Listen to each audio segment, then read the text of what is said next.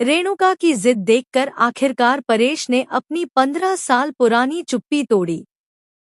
TV serial उड़ने की आशा के आने वाले ट्रैक में दिखाया जाएगा कि कैसे साइली और सचिन दिलीप को बचाने के लिए पूरी ताकत लगा देंगे।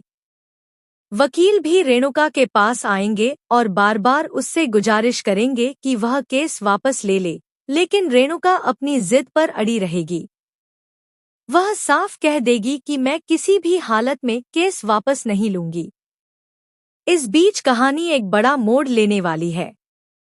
परेश को पता चलता है कि दिलीप को बेगुनाह साबित करने के लिए साइली ने अपने गहने गिरवी रख दिए हैं और सचिन ने अपनी टैक्सी तक गिरवी रख दी है। दोनों ने अपनी जिंदगी की सबसे कीमती चीजें दांव पर लगा दी हैं, सिर्फ और सिर्फ इस परिवार की इज्जत बचाने के लिए। एक बार फिर परेश रेणुका के पास जाता है और उससे कहता है, रेणुका, अब तो अपनी जिद छोड़ दो, इस केस को वापस ले लो।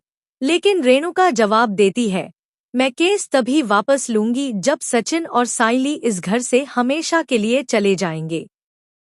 यह बात परेश को चुभती है। वह गुस्से में पूछता है, तू सचिन से इतनी नफरत क्यों करती है? क्या इसलिए क्योंकि उसने कभी एक गलती की थी? क्या इसलिए कि उसकी वजह से किसी मासूम की जान पर बन आई थी? या फिर इसलिए कि उसने अपना पूरा बचपन बाल सुधार गृह में बिता दिया? रेणुका गुस्से में जवाब देती है, मत उखाड़ो पुराने गड़े मुर्दे, परेश। तुम्हारा बेटा और उसके रिश्तेदार सब एक जैसे हैं। गुनहगार। अब परेश और सह नहीं पाता। वह जोर से कहता है, अगर तुझे सच्चाई जानने का इतना ही शौक है तो सुन।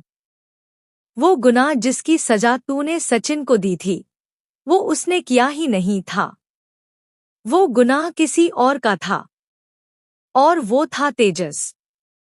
रेणुका यह सुनकर सन्न रह जाती है। क्या कह रहे हो परेश? परेश गंभीर स्वर में जवाब देता है, हाँ, 15 साल पहले जो धक्का अंकित को लगा था, वह सचिन ने नहीं बल्कि तेजस ने मारा था। और जो कुछ भी अंकित के साथ हुआ, उसका असली गुनहगार तेजस है।